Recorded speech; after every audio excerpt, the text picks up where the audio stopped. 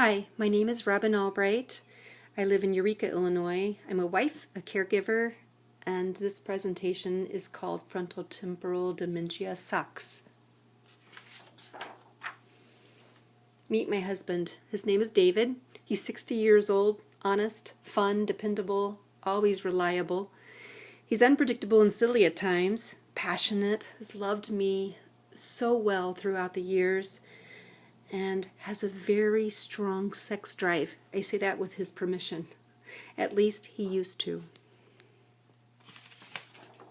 We've been married for a whopping 34 years. We've had our ups and downs, but for the most part, it's been pretty amazing. Last year changed up a bit. He was diagnosed with frontotemporal dementia, the behavioral variant type, and here's a brief overview of our story. I started noticing differences in February of last year. He was sadder, more frustrated, and angrier than I've ever seen him. He would stare into space, have cloudy thinking. He was super quiet. The conversations that we used to have that were so deep and insightful stopped last year. He had this very blank look in his eyes, like he disappeared. One thing I noticed is he'd walk near a mirror and stop, and it would catch his attention, and he'd stare at himself for a while. And then he'd come out and ask me whether he was wearing the right clothes, or if his hair need cut more, or his beard need trimming. And it was so different because Dave was never like that in the past. He was easily distracted, had a slow reaction time, and one thing I didn't put on here is his body would not always give him cues as to whether or not he was hungry or whether he was too hot or too cold. He'd wear a sweatshirt in the summer. He'd wear no coat in the winter to work out in the garage, and I'd have to always remind him of these things. The biggest thing, though, was the lack of emotion. His disconnect was very big, the biggest thing out of everything. And the other thing is there was no sex drive, which was very different from Mr. Albright. I suggested he go to the doctor because I felt that something could be wrong. He did. Doctor said it was low testosterone. Gave him medicine, said it would be an easy fix. Went back another month or so later, no changes. They upped his medicine, still no changes. Went to a psychiatrist. It's depression, he said. Take these medicines, antidepressants, and you'll be fine. Did that. It was probably a couple months later, went back, nothing changed. Upped his medicine, doubled it. Said we'd have to have patience. All the while, everybody was saying, hey, you're having marital problems, because that's the way this was showing up. I was pushing to get answers. Dave was withdrawing, and he didn't have answers. And I knew that something was wrong. I was worried because I thought maybe he had another woman or a midlife crisis, but he assured me none of those things were happening, but I knew something was up. So people would say to me, stop belly aching, it's going to be fine. I was living with a stranger, and I felt that no one understood. All I did was cry. Cry, cry, cry. August of 2012, Dave got a letter from his boss stating that he needed to shape up or they were going to get rid of him. This was a big eye-opener. I felt like, wow, it's happening elsewhere. It's not just here with me.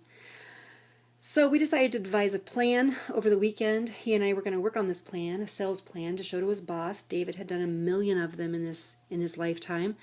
But the ugly truth is Dave couldn't do it. He would get up and walk away in the middle of writing a sentence. He would start a thought, saying it out loud, and stop midway and get sidetracked. He would tap a lot. He got nervous. He couldn't think clearly. It was so obvious he was not able to do this plan. So we went to the doctor the next day, my general practitioner, who suggested short-term disability, which we did. Then we went to the psychiatrist, who said stay a week in the hospital and we'll flip your meds around. We did that, which did help, by the way. While Dave was in the hospital, I asked the psychiatrist to call a neurologist in. He was not very happy about that. He said he thought it was merely depression, but if he could find a neurologist who had time, he would ask him to visit Dave. I was surprised because it actually happened. The phone rang the next day. The neurologist said, I'll never forget these words, I know that you think your husband has stopped loving you, but I believe that your husband's brain has stopped working in that area. It's not you. You've done nothing wrong. Those words were like gold to me. Last year was so incredibly hard, and those words meant so much. It's a disease called frontal temporal dementia, he said. While this made me incredibly sad, there was a part of me that was happy that someone was validating what I was seeing and that these were answers to what was a mystery all this time. But I also knew that I missed Dave desperately and that this was not good news. So I cried more.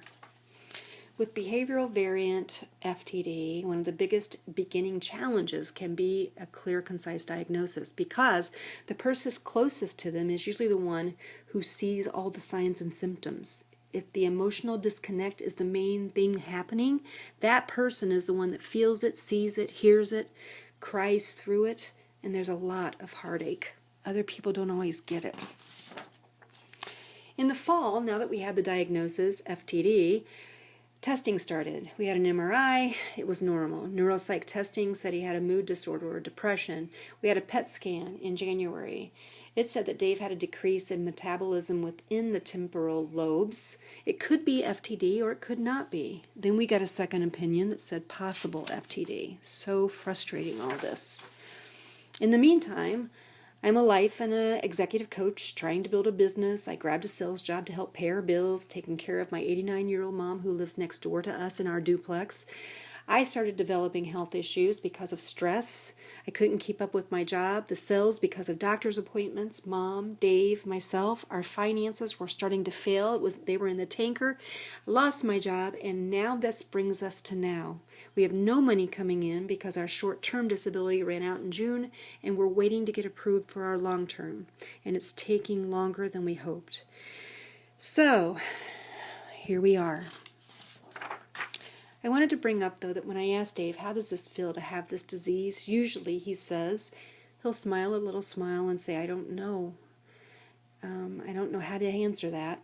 But one time he gave me an answer. I asked that same question, how does it feel to have this? And he says, it's like pages missing from a book. Like I'm the book and there are certain pages I just can't find. I was like, whoa. That is really insightful. All I can figure is it was a really good day for Dave because he wasn't always able to connect that way. He doesn't remember the way it was before with us, the way he was with me, his passionate ways and the way he loved me. One time he even looked at me and said, I think I really used to love you a lot. Breaks my heart. Dave has good days and bad days. On the good days, he acts halfway normal. Like the guy that I married, the one that I miss so much. The thing is, I get my hopes up on those days, and then the next day, they're crushed again. Dave doesn't seem to feel or get the difference between a good day and a bad day.